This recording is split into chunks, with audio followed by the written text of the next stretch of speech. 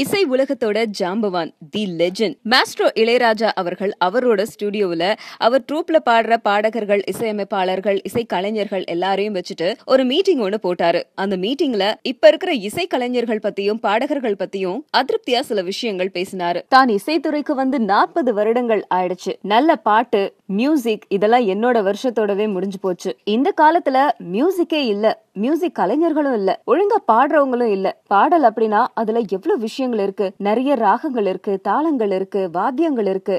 ஆனா இது எதையுமே இப்ப பார்க்க முடியறது இல்ல. ஏதோ கைய கால அசைக்கிற மாதிரி பாடல் இசைத்து அந்த பாடலை பாடியும் போயிடுறாங்க.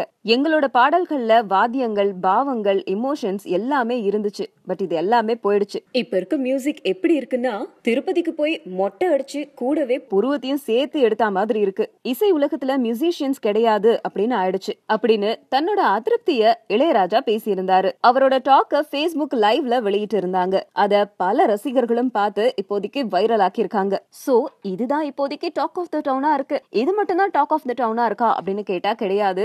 சமுத்திரக்கனி நேஷனல் அவார்ட் வின்னிங் ஆக்டரான அவரு வடசென்னை திரைப்படத்துல கமிட் ஆகி நடிச்சிட்டு இருக்காரு. நம்ம எல்லாருக்கும் தெரியும். படம் முழுக்க முழுக்க வடசென்னையில உருவாயிட்டு வருது. வெற்றிமாறன் அண்ட் தனுஷ் 2 பேரும் தயாரிக்க இந்த திரைப்படத்துல தனுஷ் ஹீரோவா நடிச்சிட்டு இருக்காரு. படத்துல ரொம்ப முக்கியமான ரோல சமுத்திரக்கனி நடிச்சிட்டு இருந்தாரு. அண்ட் இப்போ வந்திருக்க விஷயம் என்ன அப்படின்னா, சமுத்திரக்கனி இந்த படத்துல 3 கெட்டப்ல நடிக்கிறாராம். ரொம்ப நாளா உருவாயிட்டு இருக்க இந்த படத்தோட முதல் கட்ட படப்பிடிப்பு முழுவதுமே ஒரு ஜெயில் செட்டுக்குள்ளேயே படமாக்கி இருக்காங்க. But Venkat Prabhu and team அவங்க இப்போ ஒரு விஷயத்தை அனௌன்ஸ் பண்ணிருக்காங்க. வெங்கட் பிரபுக்கு ஷார்ட் பிலிம் எடுக்கிற ஆசை வந்துருச்சாம். வெங்கட் பிரபு இது விஷயமா என்ன சொல்லிருக்காரு அப்படின்னா, நிறைய பேரு ஷார்ட் பிலிம் எடுத்து அது மூலமா தான் சினிமாக்கு வருவாங்க. ஆனா நான் சினிமாக்குள்ள ஸ்ட்ரெயிட்டாவே வந்துட்டேன். பட் எனக்கு ஷார்ட் பிலிம் எடுக்கணும் அப்படிங்கிற ஆசை ரொம்ப நாளாவே இருந்துட்டு இருக்கு. இன்ஃபேக்ட் இது சம்பத்தோட ஐடியா தான். அவரும் படத்துல இருப்பாரு. சோ ரொம்ப நாளா நான் ஆசைப்பட்ட ஒரு விஷயம் இப்ப நடக்க போகுது அப்படிங்கறத தன்னோட ட்விட்டர்ல தெரிவிச்சிருக்காரு. Always wanted to try my hands on this one. Now it's happening finally.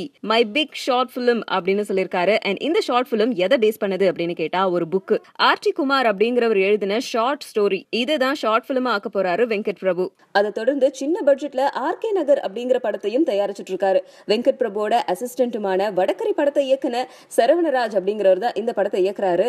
ஒரு நாயகன் உருவாகிறான் அப்படிங்கிற டேக்லைனோட படத்தோட டைட்டில அறிவிச்சாரு வெங்கட் பிரபு. அண்ட் இந்த படத்தோட டைட்டில வச்சே தெரியும் இது ஒரு பாலிடிக்ஸ் சம்பந்தப்பட்ட படம் தான் அப்படின்னு. அரசியல் பேக்ரவுண்ட்ல உருவாயிட்டு இருக்க இந்த திரைப்படத்துல வெங்கட் பிரபுவோட டீமான வைபவ், சனா, சம்பத் இவங்க எல்லாரும் முக்கியமான ரோல்ல நடிக்கிறாங்க.